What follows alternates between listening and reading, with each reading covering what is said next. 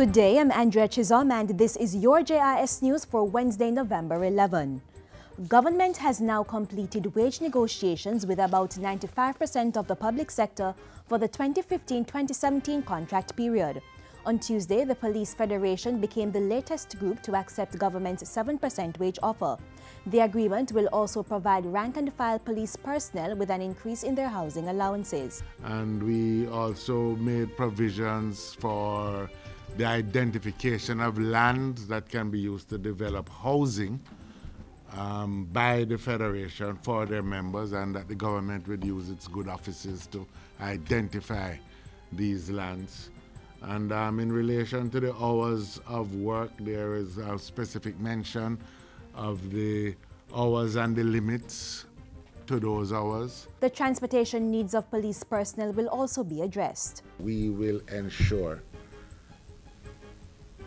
this calendar year that some resources go to the Ministry of National Security to deal with the special transportation needs of some of the police workers who especially have to be on the road at night and are exposed. The Finance Ministry has put together a monitoring team to ensure that all heads of agreement between government and the different categories of public sector workers are adhered to.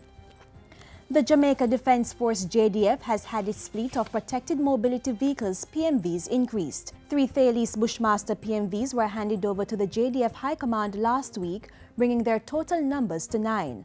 The Thales Bushmaster is a highly capable armored vehicle which will enable the JDF to safely deploy soldiers in any location in Jamaica, regardless of the physical threat or terrain they may encounter. The new vehicles will form the backbone of a newly developed protected mobility vehicle squadron in the JDF.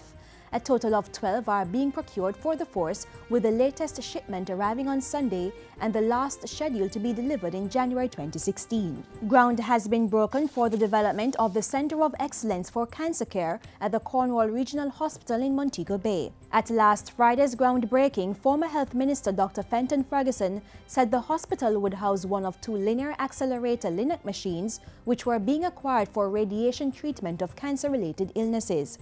A similar center will be developed at the St. Joseph's Hospital in St. Andrew, where the other LINAC machine will be placed. Equipment for each site includes 1 linear accelerator machine, 1 CT simulator, 1 CR mobile X-ray unit, and 1 brachytherapy machine, with treatment planning system and related quality assurance equipment. The LINACs are a major part of this mix, and they will revolutionize the way we deliver radiation therapy services in the public health sector. The project is being funded at a cost of $15 million. Financing support is being provided by the National Health Fund, the Culture, Health, Arts, Sports and Education Chase Fund, and the Tourism Enhancement Fund. The new Road Traffic Act piloted in the lower house by Minister Dr. Maurice Guy is to go before the Senate. The new piece of legislation was passed in the House of Representatives on Tuesday. It will replace the old act which was promulgated in 1938. The updated Road Traffic Act establishes the Island Traffic Authority as the licensing authority for the regulation and control of traffic on Jamaican roads. It also creates new categories of driver's licenses and connected matters, such as the revocation of certificates of fitness and the granting and refusal of learner's permits and driver's licenses. The need now, Mr. Speaker, to ensure that we have something that is modern, addresses some of the issues that we have, some of the issues that have been plaguing us on the road, even as it relates to the previous debate that just took place, and to bring this act into the 21st century. The Jamaica Customs Agency's Queen's Warehouse on Spanish Town Road in Kingston is closed until further notice. Activities at the warehouse were suspended due to the possible release of hazardous material in a section of the facility on Monday. In a statement, the Jamaica Customs Agency said the relevant authorities, such as the Ministry of Health, the Jamaica Fire Brigade, and the National Environment and Planning Agency, responded to the incident and were continuing further assessment at the site. And finally, a slew of opportunities will be offered to the business community and budding entrepreneurs during the upcoming Global Entrepreneurship Week.